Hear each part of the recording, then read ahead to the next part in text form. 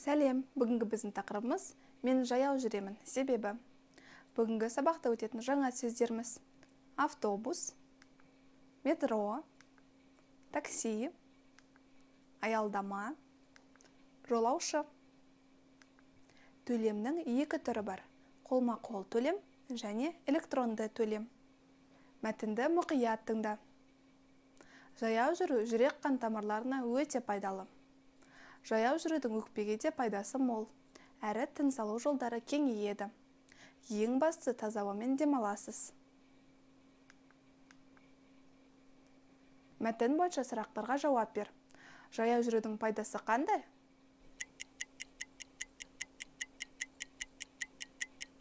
Дұрыс айтасың, жүрек қан тамырларына өте пайдалы және тыныс алу жолдары кеңейеді. Менің есімім Айша. Мен университетке автобуспен барамын. Менің үйіме аялдама жақын орналасқан. Әрі автобусқа мініп, ақшамды үнемдеймін. Жол бойы ән, аудиокітап тыңдап барамын. Менің есімім Айдана. Мен университетке жаяу барамын. Өйткені мен жатақханада тұрамын. Жатақхана университетке жақын, әрі жаяу жүру денсаулыққа пайдалы. Мен жол бойы таза ауамен тыныстап барамын. Менің атым Нұрбол. Мен университетке өз көлігіммен барамын. Көлікті маған әкем сыйға тартқан. Өз көлігім болған өте ыңғайлы. Себебі жүк салғышта кітаптарым, кейбір киімдерім, қажетті заттарым тұрады. Менің атым Дана. Мен университетке таксимен барамын. Үйім аялдамаға алыс, әрі уақытымды үнемдеймін. Жолда кітап оқимын. Енді мына сұрақтарға жауап бер. Айдана жатақханада тұратындықтан университетке таксимен барама, жаяу барама?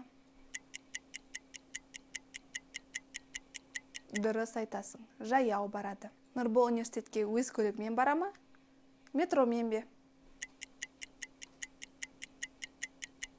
Дұрыс айтасың, өз көлігімен барады. Айша университетке автобуспен барама, жаяу барама? Дұрыс, автобуспен барады. Дана университетке метромен барама, таксимен барама?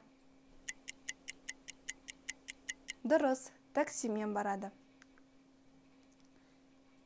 Мәтінді мұқият тыңда.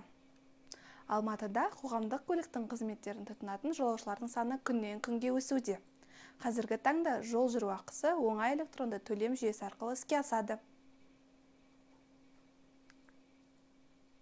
Енді мәтін бойынша сұрақтарды толықтыр.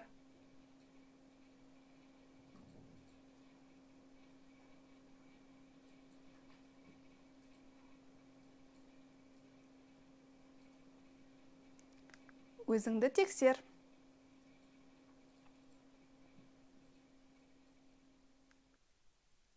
Осымен сабағымыз аяқталды. Кездескенше.